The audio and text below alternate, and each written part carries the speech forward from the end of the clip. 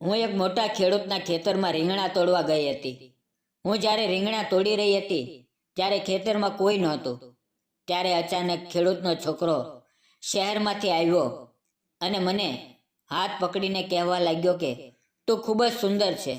અને પછી એવું થયું.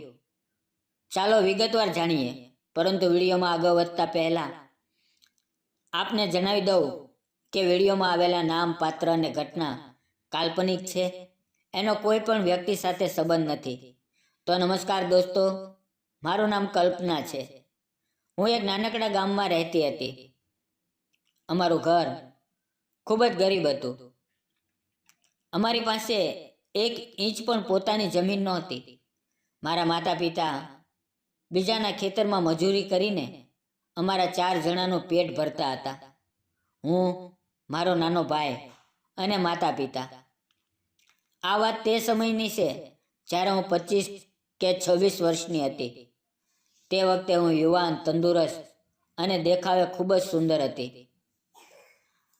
અમારા ગામથી થોડે દૂર એક મોટા જમીનદાર રાજેન્દ્રભાઈ પટેલ, તેની વિશાળ ખેતી હતી. ગામના લોકો તેમને પ્યારથી રાજુભાઈ કહેતા. રાજુભાઈ ખૂબ જ દયાળુ અને મોટા દિલવાળા માણસ હતા. તેમના ખેતરમાં રીંગણ, બટાકા, ગુવારની લાંબી લાંબી શીંગો, ભીંડો, કાકડીઓ, ટમેટા બધું જ થતું હતું. રાજુભાઈ અમને હંમેશા કહેતા, જ્યારે પણ શાકભાજીની જરૂર પડે ત્યારે ખેતરમાંથી લઈ જજો, મને કંઈ વાંધો નથી.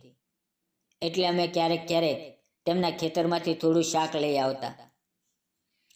રાજુભાઈના સગા મામા વિજયભાઈ શહેરમાં રહેતા હતા અને મહિને 2 મહિને ગામડે આવતા. વિજયભાઈનો સ્વભાવ ખૂબ જ ગુસ્સાવાળો અને ખરાબ હતો. ગામમાં જ્યારે પણ આવતા ત્યારે બધાને ડર લાગતો. અને રાજુભાઈનો એકનો એક દીકરો વિક્રમ પટેલ કોલેજમાં ભણતો હતો. વિક્રમ ખૂબ જ હેન્ડસમ, દયાળુ અને બધા સાથે હસી ખુશીથી વાત કરનારો છોકરો હતો. મિત્રો, એક રવિવારની સવારે ઘરમાં એકેય શાક નહોતું. મમ્મીએ કહ્યું, કલ્પના, જાને રાજુભાઈના ખેતરમાંથી થોડા રીંગણા લઈ આવ. તેમણે જ કહ્યું છે કે જ્યારે જોઈએ ત્યારે લઈ જજો. હું નાહી ધોઈને સુંદર લાલ પીળો પંજાબી ડ્રેસ પહેરીને એક મોટી થાળી લઈને ખેતર તરફ નીકળી. સવારનું વાતાવરણ અદ્ભુત હતું. ચારેય તરફ ઝાકળ પડેલી હતી. પાંદડા પર ઝળહળતા ઝાકળના ટીપાં ચમકતા હતા. પક્ષીઓનો કલરવ ગુંજતો હતો. ખેતરમાં પહોંચી તો 2 એકરના રીંગણાના છોડ પર ઢગલાબંધ મોટા મોટા રીંગણા લાગેલા હતા. મેં ખુશ થઈને 7-8 રીંગણા તોડવા માંડ્યા. અચાનક પાછળથી કોઈએ મારો હાથ ઝાલી લીધો. હું ડરી ગઈ. પાછો જોઉં તો વિજયભાઈ. તેમણે ગુસ્સામાં કહ્યું, ચોરી કરવા આવી છે? મેં ડરતા ડરતા કહ્યું, ના મામા, રાજુભાઈએ જ કહ્યું હતું કે. પણ તેણે મારી વાત સાંભળી જ નહીં. તેઓ મને ખરાબ નજરે જોતા હતા અને મારા પર જબરદસ્તી કરવા લાગ્યા. હું ચીસ પાડવા લાગી. એ જ વખતે દૂરથી વિક્રમની બુલેટની ગર્જના જેવો અવાજ આવ્યો. મારી ચીસ સાંભળીને વિક્રમ દોડતો આવ્યો. વિજયભાઈએ મને તરત છોડી અને નાટક કરવા લાગ્યા. આ ચોરી કરે છે, જો ભાણા, એની થાળીમાં રીંગણ છે. વિક્રમ બધું સમજી ગયો. તેણે શાંતિથી કહ્યું, મામા, તમે જાઓ, હું સંભાળી લઈશ. વિજયભાઈ ગુસ્સે થઈને ચાલ્યા ગયા. વિક્રમે મારી તરફ જોઈને નરમ અવાજે કહ્યું, ડરીશ નહીં, સાફ સાફ કહે, શું થયું? મેં ધ્રુજતા અવાજે બધું કંઈ સંભળાવ્યું. તેની આંખોમાં આંસુ આવી ગયા. તેણે મારી થેલી રીંગણા, ગુવાર, ભીંડો, કાકડીઓથી ભરી દીધી અને કહ્યું, જ્યારે પણ જોઈએ ત્યારે આવજે, હું છું ને.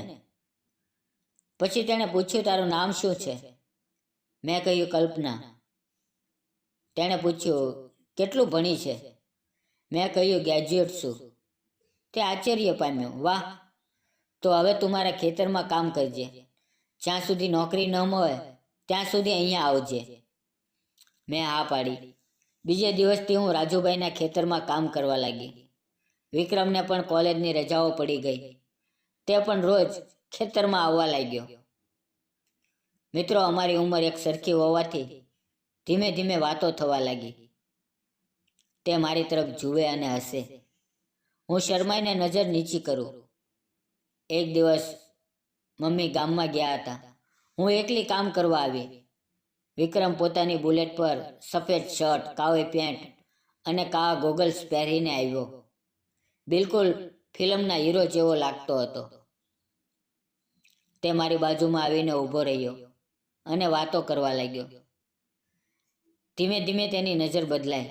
તેણે કહ્યું, તું ખેતરમાં કામ કરે છે તો પણ કેટલી સુંદર લાગે છે. હું શરમથી લાલ થઈ ગઈ. પછી તેણે કહ્યું, ચાલ, થાકી ગઈ છે, ઝાડની છાયામાં બેસીએ. અમે બંને ઝાડ નીચે બેઠા. મેં ઘરેથી ગુવારનું શાક અને રોટલી લાવી હતી.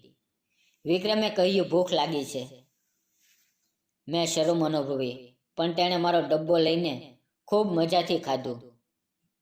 કહ્યું, વાહ વાહ કલ્પના, તારા હાથનો સ્વાદ અલગ જ છે. અમે બંને સાથે જમ્યા. પછી તેણે કહ્યું, પહેલી વાર તને જોઈ ત્યારથી જ તું મને ગમી ગઈ છે. હું તને ખૂબ પ્રેમ કરું છું. હું ચૂપ રહી. પછી હું પાણી આપવા ગઈ તો તેણે મારા હાથને અડાડ્યો. પાણી ઢોળાઈ ગયું. તેણે મારો હાથ પકડી લીધો, ખેંચ્યો અને હું તેની બાહોમાં સમાઈ ગઈ.